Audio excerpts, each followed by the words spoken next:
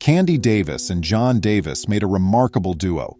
Hundreds of children's lives were changed by what began as a missionary journey, especially the lives of 3 black girls. Decent deeds are done by decent people without expecting anything in return, yet it's amazing how these girls opted to pay Candy back. Welcome to USA Stories channel. Do not forget to subscribe and activate the bell button to receive all new updates. Now let's go to the story. It was obvious that John Davis had discovered the treasure he had been searching for his entire life when he met Candy in their last year of college. Here was a woman whose principles were deeply ingrained in her faith, and which he completely agreed with. She seems to have been crafted just to complement him and go hand in hand. Finding the correct partner was crucial for someone with a missionary's heart. John was exposed to missionary travels to several African nations at an early age, having grown up in a family with a strong love for the continent.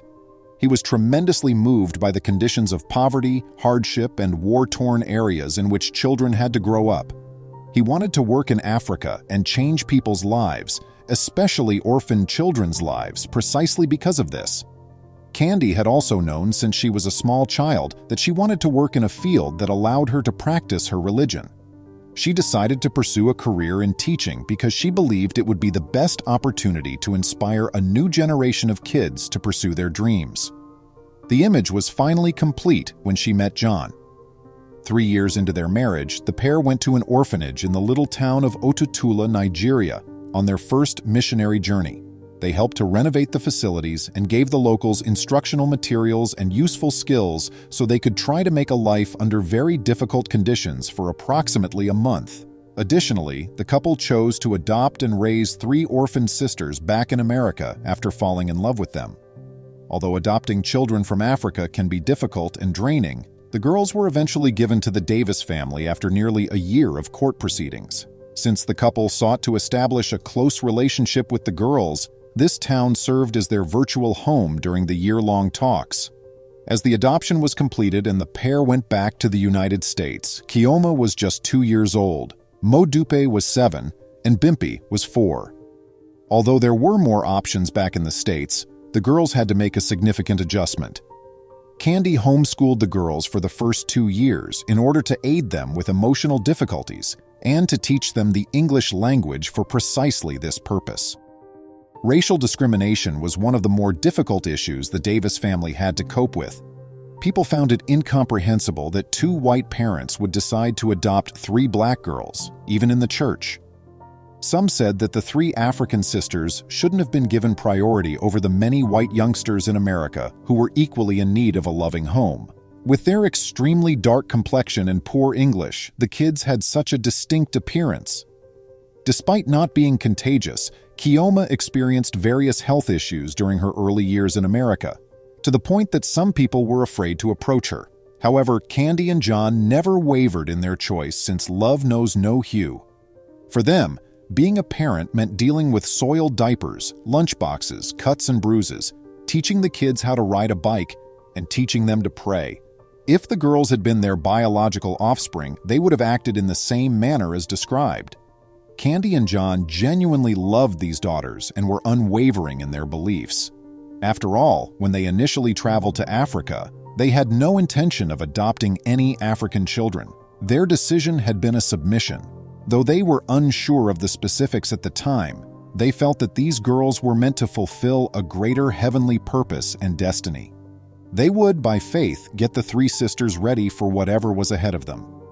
A newborn girl named a baby was born to John and Candy about 2 years after Modupe, Bimpi, and Kioma were adopted. This name, which originated in Nigeria, meaning "we asked for a girl," they were given 4 gorgeous sisters to nurture instead of just 1 daughter. In the years that followed, the girls developed into 4 extraordinary human beings. They worked hard in school and excelled in many fields. The 3 adopted sisters had beautiful voices and sang harmoniously together. They became quite well known in the church for their inspiring and soulful gospel songs. A baby wasn't a singer, but she was a dancer. From the moment she could stand upright, she was dancing to the music her older sisters made. Life as a black girl of Nigerian descent living in America was not without prejudice. The girls had to deal with insensitive remarks from strangers. In time, they learned to cope with ignorance, racial discrimination, and rejection. Thankfully, there were also others who recognized them for who they truly were, wonderful beings made by God, miraculously rescued from an orphanage by a caring family, instead of their skin tone. The Davis family would frequently create a sensation when they appeared in public. Here was this stunning couple with 3 children who were African-haired and had black complexion. Then one of her sisters would hold the small baby sister, who had delicate, flowing blonde hair and pale complexion while she clung to her hands. This multicultural family's unwavering love and togetherness served as a barrier against the obvious discrimination they had to deal with. The Davises carried on their missionary activity as the daughters got older. They would go to the orphanage in Otutala, Nigeria, at least once a year. Their local church kindly donated clothing, blankets, and other supplies for the staff and children, and they continued to be active in directing resources to the orphanage. Giving their 3 eldest girls the chance to maintain ties to their Nigerian background was another reason the Davis family continued to support the orphanage. Despite their complete assimilation into American culture, the girls' parents desired that they retain a sense of their heritage. A few years later, when the girls had nearly reached adulthood, Modupe was a practicing nurse in her late 20s.